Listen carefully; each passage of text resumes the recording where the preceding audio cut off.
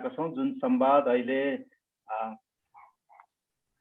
नेपाली राजनीतिमा समेत त्यसले एउटा बहस सिर्जना गरेको छ, नेपाली समाजमा बहस सिर्जना गरेको छ। त्यो विशेष गरिकन एउटा घरबेटीले देरा दिने बेला जातीय आधारमा छुवाछुत गरेको आपराधिक कानुनले अपराध मान्ने आपराधिक चिन्तनले सिर्जित गरेको एउटा घटनालाई लिएर छ। हिजो हामीले श्याम श्रेष्ठसँग कुरा गऱ्यौँ, तपाईँले सुन्नुभयो। आज मसँग रजनी मिला हुनुहुन्छ। उहाँ निरन्तर यही सङ्घर्षमा संलग्न हुनुहुन्छ। उहाँ अहिले जातीय भेदभाव विरुद्धको राष्ट्रिय मञ्चको महासचिव हुनुहुन्छ। आदिवासी जनजाति साहित्यकार लेखक महासङ्घको उपाध्यक्ष हुनुहुन्छ। उहाँ पूर्व नेवा दे दबु नेवाहरूको संस्था नेवा दे दबुका पूर्व महासचिव हुनुहुन्छ। रजनीजी, तपाईँलाई स्वागत छ कार्यक्रममा। नमस्ते, धन्यवाद। मैले पछिल्लोचोटि यही घटनामा जसरी तपाईँले आवाज उठाइराख्नु भएको छ, हुन्छ तपाईँले हिजोदेखि नै आवाज उठाइराख्नु भएको थियो, तर अहिले जसरी यही घटनामा रूपा विकको घटनामा जसरी आवाज उठाइराख्नु भएको छ, तपाईँलाई खेद्ने एउटा समूह छ जसले तपाईँले फेसबुकमा सोसल मिडियाहरूमा जसरी तपाईँले स्ट्याटस लेख्ने बित्तिकै हर तपाईँ विरुद्ध एकदमै लान्छना लगाइएका स्ट्याटसहरू कमेन्टहरू आइरहेको देख्छु। म एउटा कमेन्टबाट सुरु गर्छु। मलाई एकदमै लागेको पनि होइन, मेरो मनमा प्रश्न उठेको, तपाईँ जसरी भिडियो राख्दाखेरि तपाईँ लक्षित जुन स्ट्याटसहरू आएका छन्, जुन कमेन्टहरू आएका छन्, त्यसमा लागेको नि मलाई कुरा। त्यसमा एउटा कुरा छ, मैले यहाँ टिपेको छु। तपाईँले लेख्नु भएको छ तपाईँले, सरस्वती रूपा काण्डले प्रस्ट्यायो, केही नेवारहरू समग्र नेवा अधिकारका लागि नभएर आफ्नो जातका लागि आन्दोलन गर्दा रहेछन् भनेर लेख्नु भएको थियो तपाईँले। त्यसमा तपाईँलाई एकदमै ठुल्ठुलो आरोप लाग्यो, तिमीले नेवार समाज भाड्न खोज्यो भन्ने सम्मको गम्भीर आरोप लाग्यो। त्यो आरोपको बारेमा पनि कुरा गर्नु होला, तर मैले सोध्न खोजेको यो किन यस्तो तपाईँले यो एकदमै गम्भीर छ नि त यो स्ट्याटस लेख्नुपर्ने अवस्था किन आयो? तपाईँ एकदमै फोकस छ क्या फेरि? होइन, यो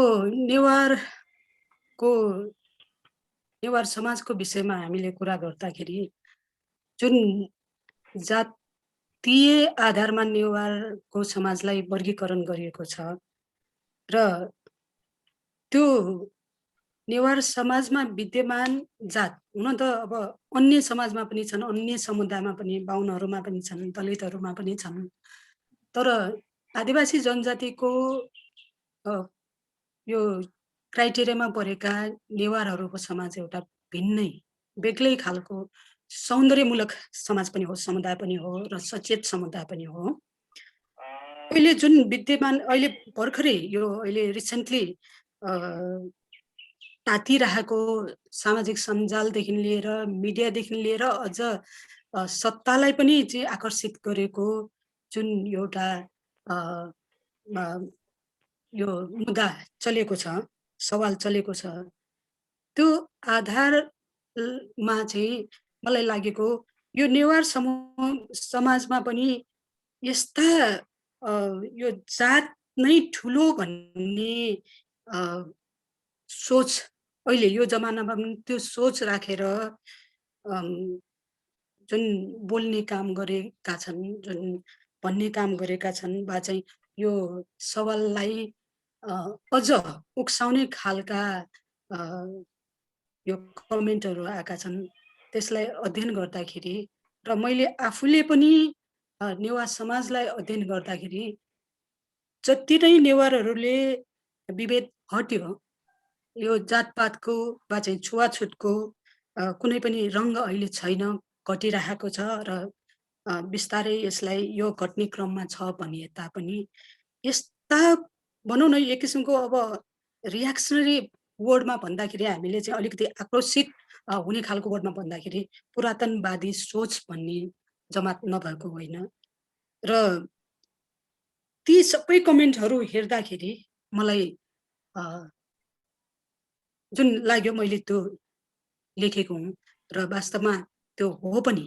हामीले जतिसुकै उदार भन्यौँ, जतिसुकै हामी अब एउटा नयाँ युगमा छौँ र सामाजिक र सांस्कृतिक रूपान्तरणमा छौँ भने तापनि ती अ, तत्त्वहरू पनि अ, आएका छन्। जसले गर्दाखेरि यो माहौललाई यसरी तताइदिए कि यो दलित समुदाय र नेवार समुदाय बिचको चाहिँ साह्रै नराम्रो द्वन्द्व जस्तै फैलाएको हुनाले मैले त्यसरी लेखेको हो र यो लेखेको कारण चाहिँ नेवारहरू लगायत अन्य समुदायका मान्छेहरू पनि सचेत हुन् भनेर मैले आफ्नै समुदायलाई चाहिँ अ, त्यो अ उ गरेर लेखेको हो खासमा। यसमा हामी सचेत हुनुपर्ने चाहिँ देखिन्छ र हो पनि। यसलाई संवेदनशील तरिकाले लिएर आफ्नो तौरबाट चाहिँ सच्याउनु पर्ने कुराहरू धेरै छन्। यदि नेवारहरूले समग्र रूपमा आन्दोलन गरिरहेको हो भने, यदि होइन हामी समग्र नेवार अधिकारमा लागिरहेका त्यसरी नै जातपातमा हामी अड्केर राष्ट्रिय मुद्दा हाम्रो राज्यसँगको जुन चाहिँ लडाइँ छ, राज्यसँग चाहिँ हामीले पाउनुपर्ने अधिकार छ, एउटा स्वतन्त्रताको अधिकार र स्वायत्तताको अधिकार छ, त्यो चाहिँ झन्झन ओझेलमा पर्दै जाने कुरालाई मैले चाहिँ मध्यनजर राखेर त्यसरी लेखेको हुँ र खासमा यो अ, यसमा चाहिँ कुनै ठोस नेवारभित्रको कुनै जाति चाहिँ आबद्ध छ भन्न खोजेको चाहिँ होइन। कुनै एउटा जाति चाहिँ अम, अ, जात भनौँ न, जाति होइन, कुनै एउटा जात चाहिँ यही जात हो भनेर होइन कि त्यसमा अनेक महर्जन पनि हुनसक्छ, श्रेष्ठ पनि हुनसक्छ, वज्राचारी पनि हुनसक्छ, शाक्य पनि हुनसक्छ या चाहिँ अन्य पनि हुनसक्छ। त्यसमा एउटै मान्छे हो, एउटै जातको हो भनेर मैले चाहिँ इङ्गित गर्न खोजेको होइन, समग्रमा त्यसरी पनि देखिएको छ भन्न खोजे मात्रै हो। त्यसलाई ठुलो र नेवारलाई नै भड्काउने तौरले चाहिँ अ, लिनुपर्ने मैले चाहिँ देखेको छैन। हजुर, पुन्जी?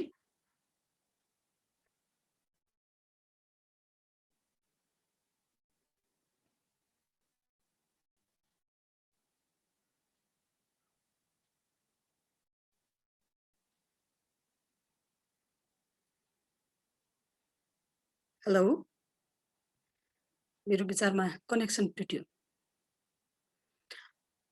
त्यसैले अब यो कुरालाई हामीले कसरी लिने भन्ने कुरा चाहिँ हाम्रो माझ बहस हुनु जरुरी छ। अहिले अ, जुन किसिमले यो माहौल तातिरहेछ, एकजना अ, दलित युवा महिलाले नेवार समुदायलाई आक्रमण गरेर सुनियोजित रूपमा, षड्यन्त्रमूलक रूपमा आक्रमण गर्यो भन्ने कुरालाई चाहिँ अ, विवेकढङ्ग विवेकशील भएर चाहिँ लिनुपर्ने जस्तो मलाई लाग्छ। अब दलितहरूको सवालमा कुरा गर्दा पनि हामीले नेवार समाजभित्रको उहिलेको दलित समुदाय मतलब जातहरू र अहिले विद्यमान अ, यो नेवार समाजमा रूपान्तरण नभएको होइन। म महासचिव हुँदा नै नेवारतिरको महासचिव, पूर्व महासचिव हुँदा त्यति बेला नै हामीले नेवार समुदायमा अब दलित भनी छुवाछुत, जातीय भेदभाव हुने किसिमको नहोस्, त्यो किसिमले चाहिँ उत्पीडनमा नेवारहरू आफै चाहिँ नपरोस् भनेर यो दलित भन्ने समुदाय, दलित भन्ने वर्ग नै छैन वा चाहिँ दलित भन्ने जात नै छैन भनेर हामीले घोषणा गरेका थियौँ। तर तापनि अब यो समय त लिन्छ नै। यसलाई निराकरण गर्न, यसलाई निर्मूल पार्नको लागि समय लिन्छ नै। यो प्रोग्रेस भइरहेको छ, नभएको होइन नेवार समाजमा। त्यसो भनेर पुरै ड्रास्टिक चाहिँ चेन्ज भएको चाहिँ सवाल चाहिँ नेवारहरूले त्यसरी चाहिँ चेन्ज भएको छ भन्ने कुरालाई चाहिँ सोचेर लिनुहुन्न। अझै यो बाँकी नै छ। अझै पनि कीर्तिपुर जस्तो पुरै महर्जनहरूको सङ्गठित समाजमा पनि त्यो अझै बाँकी छ। महर्जनहरूकै घरमा पनि बाँकी छ। अब अन्य यो जातहरूमा पनि बाँकी नै छ। त्यो हामीले खासमा यस्तो अमानवीय तरिकाले चाहिँ बिहेभियर गर्दैन। त्यसैले हामीले नदेखेको जस्तो मात्रै हो। तर पनि यो अ अ, यो मान्छेको मानसपटलमा अहिले पनि कुनै सतहमा चाहिँ त्यो बाँकी नै छ र उसले त्यो हिसाबले हिँड्ने गरेको छ। त्यसलाई यो सोचलाई या चाहिँ हाम्रो दिमागमा रहिआएको कुरालाई चाहिँ हामीले निराकरण गरेर मतलब त्यसलाई चाहिँ हामीले फ्याल्न सकेनौँ भने यस नेवार समुदायले अझै पनि धेरै समय समय लाग्छ नेवारहरूको सामाजिक रूपान्तरणमा। भए तापनि छँदै छैन भनेर भन्नु चाहिँ त्यो मलाई अ, त्यति चाहिँ सामञ्जस्यता लागेको। हजुर। जस्तै तपाईँले अहिले भने जस्तो जस्तै नेवार समुदायमा जस्तै मानन्दर महर्जनमै भनौँ न नेवार समुदायको एउटा नेवार समुदायहरूभित्र जसरी जातीय ऊ हुनु पर्थ्यो एक खालको समानता त्यो छैन भनिराख्नु भएको छ, उस निजको भावना छ भने। हिजो मैले श्यामजीसँग कुरा गर्दाखेरि उहाँले के भन्दै हुनुहुन्थ्यो भने नेवारमा पनि तथाकथित उच्च जात श्रेष्ठहरू 1% छन्, उनीहरूमा मात्रै हो यो समस्या। अरू नेवारको अरू जनजाति समुदायमा चाहिँ जस्तै महर्जनहरूमा चाहिँ यो छैन भन्दै हुनुहुन्थ्यो। तपाईँले चाहिँ अहिले महर्जनहरूमा पनि त्यो देखिएको छ भन्दै हुनुहुन्छ। नेवार समुदायको त्यो श्रेणीगत रूपमा जातीय विभाजनको प्रभाव अहिले पनि ऊ हो, कायम नै हो हजुरले भने जस्तो?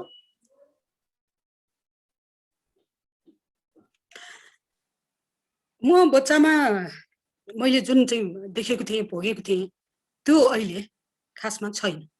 तैपनि मैले भने नि एउटा चाहिँ ठ्याक्कै म एक्जाम्पल दिन चाहन्छु मैले भोगेको नै। यसरी चाहिँ अझै पनि मान्छेको दिमागमा बसिरहेको छ भनेर मैले यहाँ खुल्याउन लागेको। एउटा दलितहरूको सङ्गठनले कार्यक्रम गरेको थियो। त्यहाँ भोज पनि अब नेवारले त राँगाको मासु पुरा कबाब बनाएर खान्थ्यो। अनि खाइरहेको थियौँ, सँगै साथी थियो। अनि मैले त पकापक खाएँ। त्यसपछि उहाँलाई सोधेँ, किन खिचखिच गरेर तपाईँले खाइरहनु भएको भने मैले। तपाईँलाई आज खानै मन लागेन जस्तो छ भने मैले। रुचि नै लागेन भने क्या। मतलब त्यो दलितहरूको भोजमा रुचि नै लागेन भनेको त्यो के भन्ने हामीले चाहिँ त्यो उसलाई त्यो घिन भावना पैदा भएको खाने बेलामा। भनेपछि हामी मुखले चाहिँ के भनिरहेछौँ भने मुखले विभेद छैन नै भनिरहेछौँ, म विभेद गर्दिनँ नि भनिरहेछौँ। सँगै बसेर खानु पर्दाखेरि, सँगै बसेर साथीहरू चाहिँ चिया गफ गर्दाखेरि या चाहिँ कुनै ऊ गर्दाखेरि खानु पर्दाखेरि त्यो अहिले छैन जस्तो लाग्छ।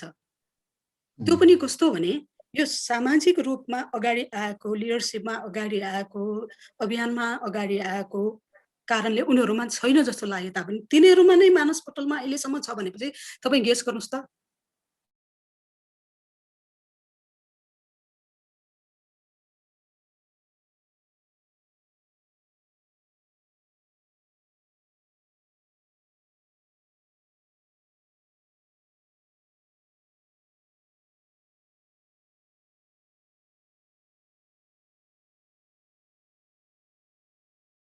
गर्न चाहन्छौँ र अगाडि बढ्न चाहन्छौँ भन्ने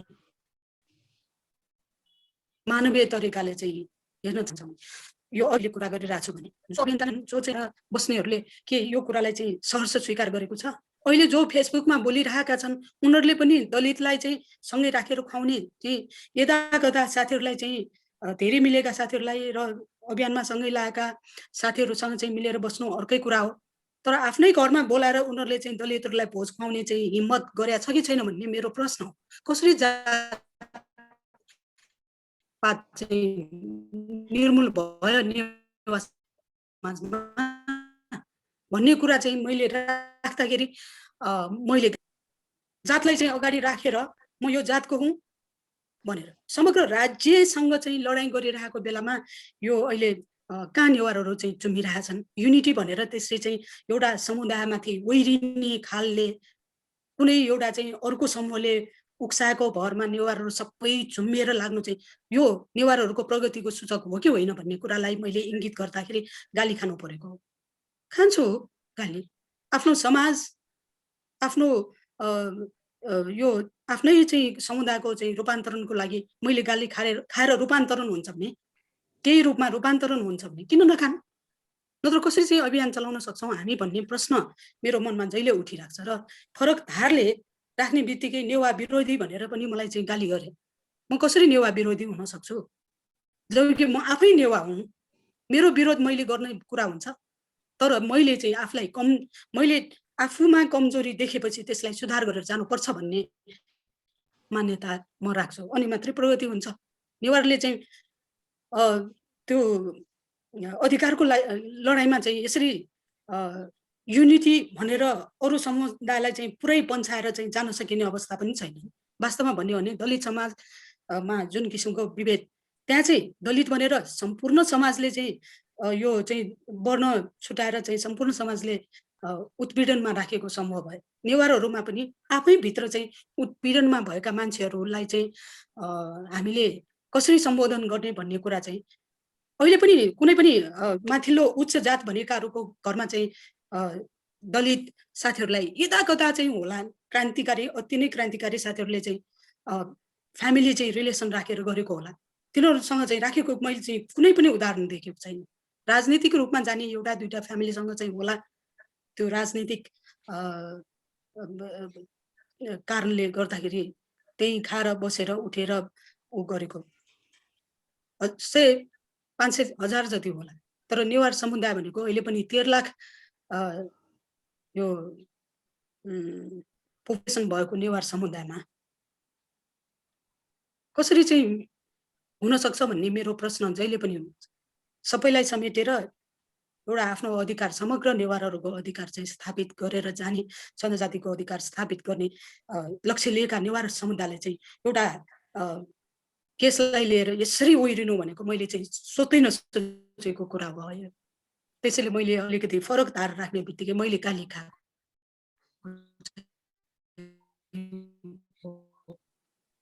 यसमा म अब तपाईले यही यस्तै कुरा राख्दाखेरि तपाईलाई त्यहाँ टिप्पणी गर्नेहरूले के भनेछन् भन्दाखेरि यिनी चाहिँ एनजिओ आइएनजिओको पैसा खाएर नेवारलाई फुटाउन लागेका महिला हुन् भनेका छन् के। त्यो तपाईलाई त्यसरी त्यो तपाईलाई मात्रै होइन, अहिले पछिल्लो चोटि यसरी तपाईँ जस्तै कुरा गर्नेहरूलाई सबैलाई त्यस्तो भन्ने एउटा एक खालको चलन चलेको छ। त्यसमा चाहिँ के भन्नुहुन्छ? होइन, यो बहस गर्दाखेरि तर्क राख्न नसक्ने मान्छेहरूले त्यसरी आरोप लाउनु भनेको यो कुनै पनि आरोप लाउन सक्छ हैन।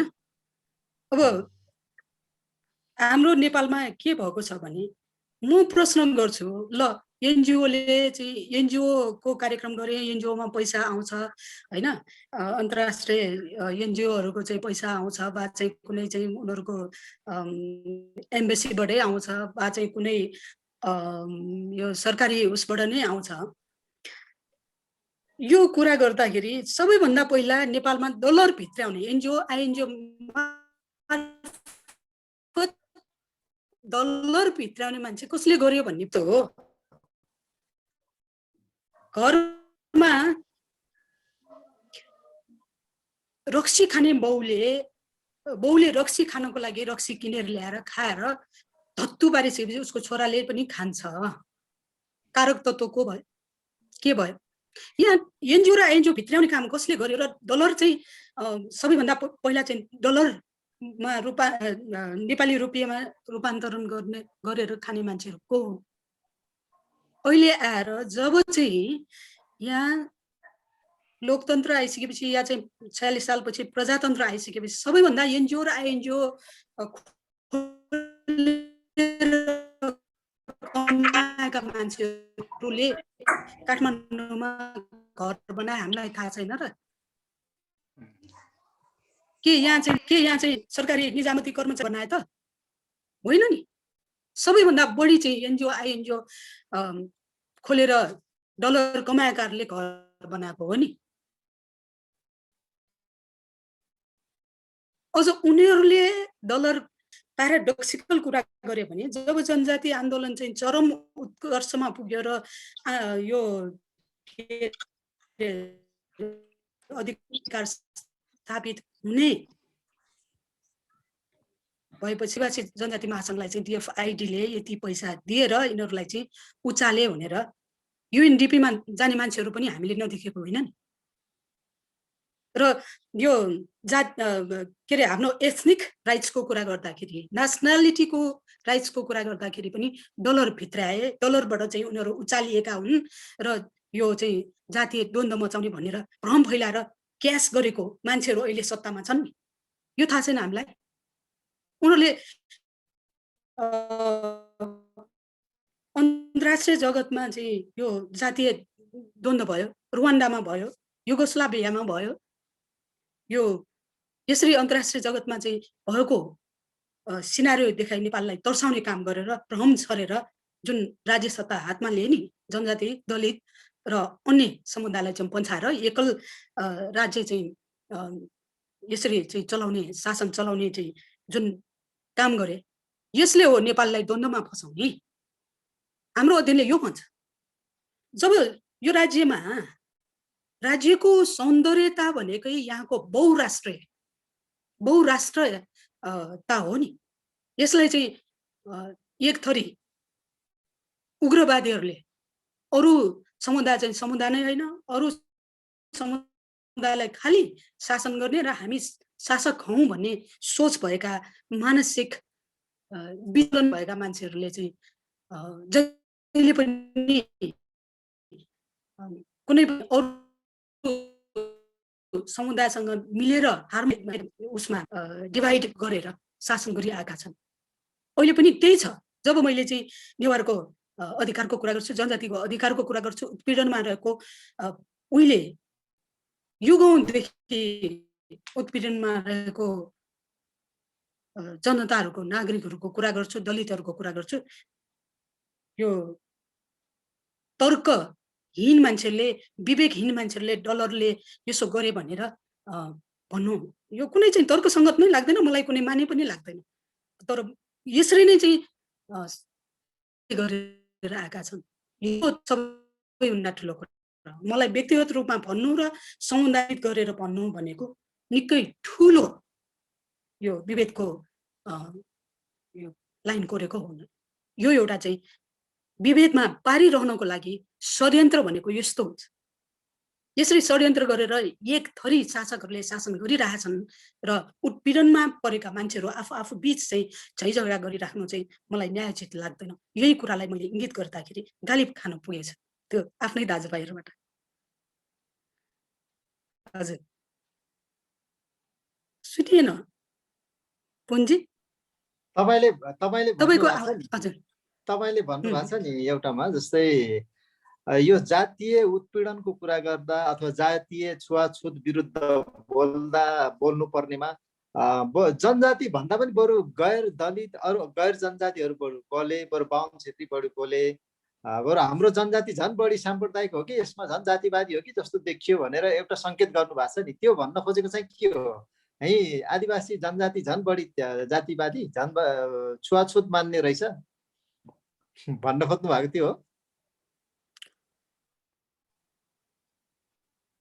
आदिवासी जनजातिहरूमा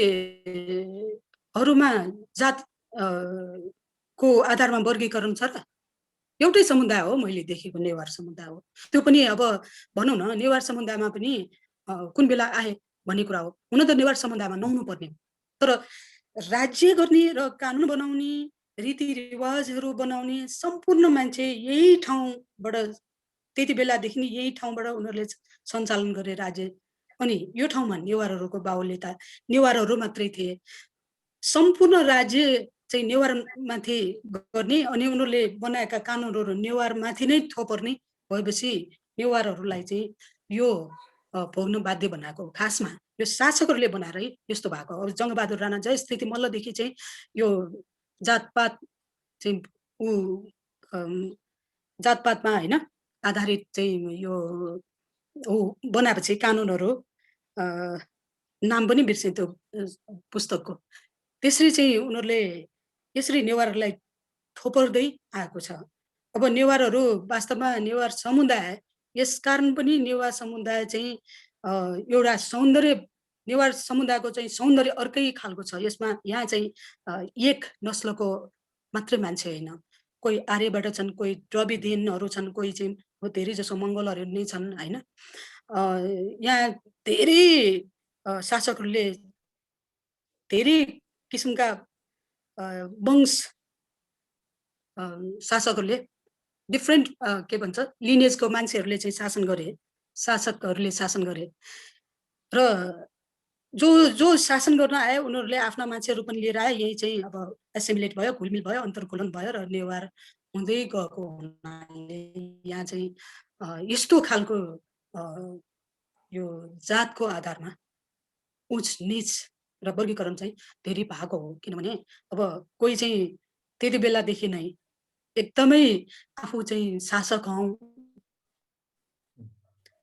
र अरू शासित भन्ने नेवार समाजमा पनि नभएको होइन। शासन गर्न आएका हौँ र यहाँ चाहिँ खाल्डोमा भएका मान्छेहरूलाई हामीले शासन गर्ने हो भनेरै त्यो चाहिँ आफ्नो शासन सत्ता स्थापित गरिराख्नको लागि, टिकाइराख्नको लागि यसले चाहिँ जातको आधारमा चाहिँ गरेको हो। र पेसागत आधारमा पनि अब महर्जन भनेको त पेसाको आधारमा हो होइन।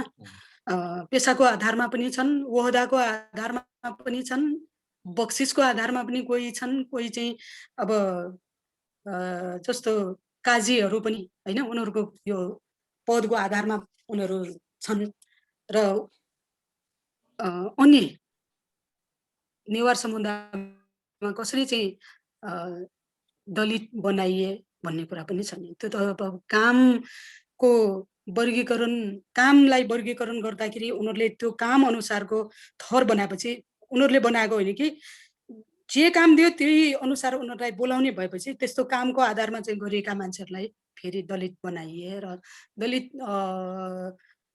समूहमा अन्य सजा पाएका मान्छेहरू जसलाई चाहिँ समाजबाट यो आइसोलेट गरियो उनीहरू पनि दलित भनेर ल्याइएको कुराहरू पनि हामीले अध्ययन गरेका छौँ।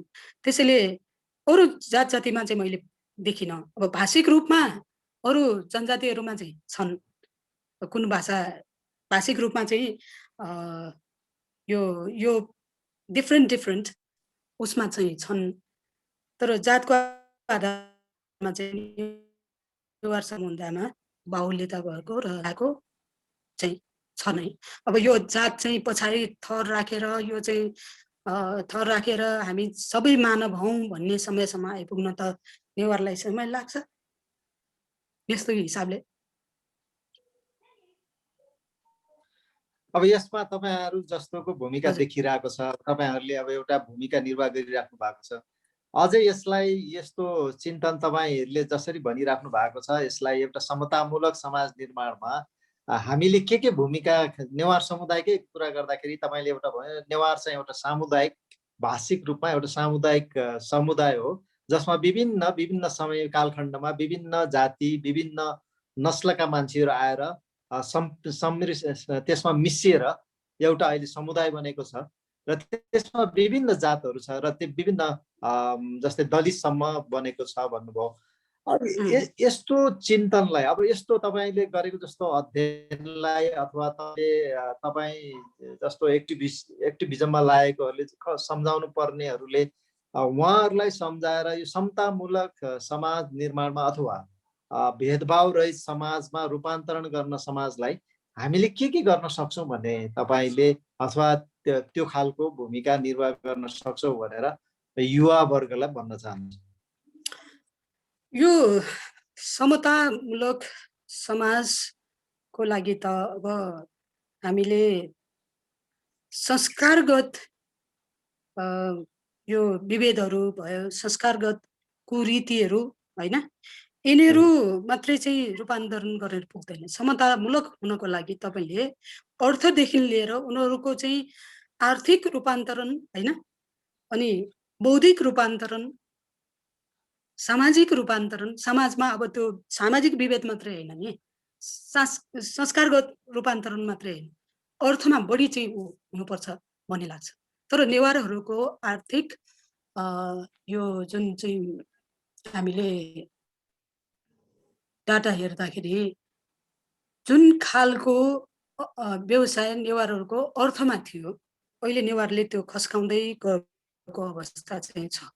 हुन त अब जुन व्यवसाय पहिला गर्थ्यो र नेवारहरू अग्रपङ्क्तिमा थियो, त्यसलाई हेर्दाखेरि अहिले चाहिँ व्यवसायमा रूपान्तरण भएको चाहिँ नभएको होइन। जस्तो हो, पहिला चाहिँ बिजनेस मात्रै गर्थ्यो, अहिले अर्थ चाहिँ कुनै पनि परिवारको अर्थ कसरी जोगिरहेको छ भन्ने हिसाबले हेर्दाखेरि एउटा त अब यो मन लाग्दैन मलाई चाहिँ कुनै टेक्निकल काम गर्न मन लाग्छ होइन, कम्प्युटर को चाहिँ सफ्टवेयर निर्माण गर्न मन लाग्छ। यस्तो नि मलाई चाहिँ इन्जिनियर हुन मन लाग्छ, डक्टर हुन मन लाग्छ। यो कारणले चाहिँ मान्छेको प्रोफेसनहरू चेन्ज भइरहेको अवस्था चाहिँ छ। तर बिजनेसले जुन किसिमको चाहिँ अर्थ उपार्जन गर्छ, त्यो चाहिँ अरू प्रोफेसनले गर्छ कि गर्दैन भन्ने कुरा चाहिँ डाटा मलाई जहाँसम्म लाग्छ नेवारहरूसँग कोही नेवारहरूसँग होला। त्यस उसले अहिलेको आर्थिक सबलता नेवारहरूमा कति छ भन्ने कुरा चाहिँ हामीले अध्ययन गर्दाखेरि झन्डै अब पहिला चाहिँ आदिवासी जनजातिको उच्च यो सामाजिक रूपले पनि अनि आर्थिक रूपले पनि उच्च कोटामा राखिएको थकालिएर नेवारहरू। तर अहिले हेर्दाखेरि अरू जनजातिको तुलनामा नेवारहरू अग्रपन्थीमा छ कि छैन भन्ने हिसाबले एउटा हेर्न सकिन्छ। अर्को चाहिँ अन्य समुदाय दलित भयो, अरू क्षेत्री बाहुन भयो होइन, उनीहरूसँग चाहिँ हेर्दाखेरि नेवारहरू कहाँ छ भन्ने कुरा एउटा चाहिँ हो। त्यसैले आर्थिक रूपान्तरण नगरिकन कुनै पनि समुदाय चाहिँ अग्रपन्थीमा आउन सक्दैन। अर्थले साह्रै ठुलो भूमिका खेल्छ। अरू चाहिँ अब सामाजिक रूपान्तरणमा नेवारहरू हुन त समृद्ध समुदाय नै हो। पहिलेदेखि अब राजधानीमा बसेको भए शासकहरू यहीँ हुन्थे र उनीहरूले काम पाउँथे, काम गर्ने सबै कुरा चाहिँ अवसरहरू नेवारलाई भएपछि नेवारले पङ्क्तिमा बसिरहेको भयो। तर यो जातको आधारमा जुन विभेद छ त्यसलाई चाहिँ हामीले एकातिर राखेर यसलाई चाहिँ अब पहिलाभन्दा न्यूनीकरण नभएको चाहिँ होइन, भए तापनि यसलाई अहिले विद्यमान छ, यसलाई एकातिर राखेर नेवारभित्रको मात्रै समतामूलक समाज बनाउने हो भने यो पनि अझै टाइम त लाग्छ नै। पहिले भने नि नेवारहरूमा चाहिँ जस्तो एकजना नेवारले आफूले चाहिँ अन्य नेवारहरूको आर्थिक सबलता कसरी चाहिँ विकास गराउने, अन्य नेवारलाई आर्थिक रूपमा कसरी सबल बनाउने भन्ने कुरा चाहिँ नेवारले सोचेको छ कि छैन भन्ने कुरासँग पनि यो समतामूलक समाजको निर्माणमा टेवा पुग्छ। तर नेवारले त्यो सोच चाहिँ विकास गरेको छ कि छैन। अब हुन त अन्य समूहमा जस्तै यहाँ पनि अब महिलाहरूको समूहहरू, आमा समूहहरू हुँदा हुँदा हुँदा हुँदा हुँदा हुँदा हुँदा हुँदा त्यस्तै खाले समूहहरू ब्याङ्किङ क्षेत्रमा यो क्षेत्रमा नभएको होइन तापनि नेवारभित्रै चाहिँ कसरी चाहिँ समतामूलक गराउने भन्ने कुरा चाहिँ सांस्कृतिक रूपमा अझै चाहिँ रूपान्तरण हुनु बाँकी छ। जुन बेलासम्म सांस्कृतिक रूपमा रूपान्तरण हुने कुरा चाहिँ नेवारहरूले गर्दैन। यो फेसबुकमा देखिएका यो 100,000 जना नेवारहरूले आर्थिक के अरे नेवारहरू अझै चाहिँ नेवारहरूको सांस्कृतिक रूपान्तरण भइरहेछ भने तापनि विश्वास गर्ने आधार के छ भन्ने कुरा चाहिँ अहिलेको मनोवृत्तिले नै देखाइरहेको छ। वास्तवमा मैले भने नि मुखले बोल्नु र व्यवहारमा उतार्नु यो पुरै चाहिँ हाम्रा राजनीतिक नेताहरूले भोट लिने बेलामा यो गर्छु भनेर पुरै चाहिँ धड्डा देखाउने अनि काम गर्ने बेलामा असारमा काम गर्ने होइन, दलहरू बनाउँदा रोडहरू बनाउँदा असारमा काम गर्ने प्रवृत्तिको नेवारहरूमा हाबी हुन पुग्यो भने यसले चाहिँ नेवारहरूलाई घाटामा पार्छ भन्ने नेवारहरूको विषयमा चिन्ता लिएर बोली राखेको कुरालाई चाहिँ हाम्रो सबै साथीहरूले नेवार साथीहरूले चाहिँ बुझ्नुपर्ने कुरा छ। मैले नेवारहरूलाई चाहिँ कहिले पनि नेवारहरू चाहिँ अरूभन्दा चाहिँ कमजोरी र पछाडि पर्नुपर्छ भन्ने हेतुले कहिले पनि काम गरेको छैन र त्यसै काम गर्नु भनेको मेरो आफ्नै उसलाई चाहिँ घाटा हो भन्ने लाग्छ र समतामूलक समाज निर्माणको लागि नेवारहरूले भूमिकामा चाहिँ बढी गहिरिएर अनि यी विषयमा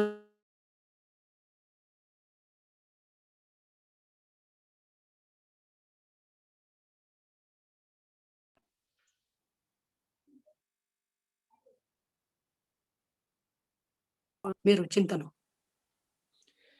हस् रजनीजी, तपाईँको अमूल्य समय अनि तपाईँको विचार, जुन विचारले अब एउटा अहिले उठिरहेको विषयवस्तुको बहसमा एक पाइला अगाडि बढ्न सहयोग भए पनि सहयोग गर्छ भन्ने मलाई लागेको छ।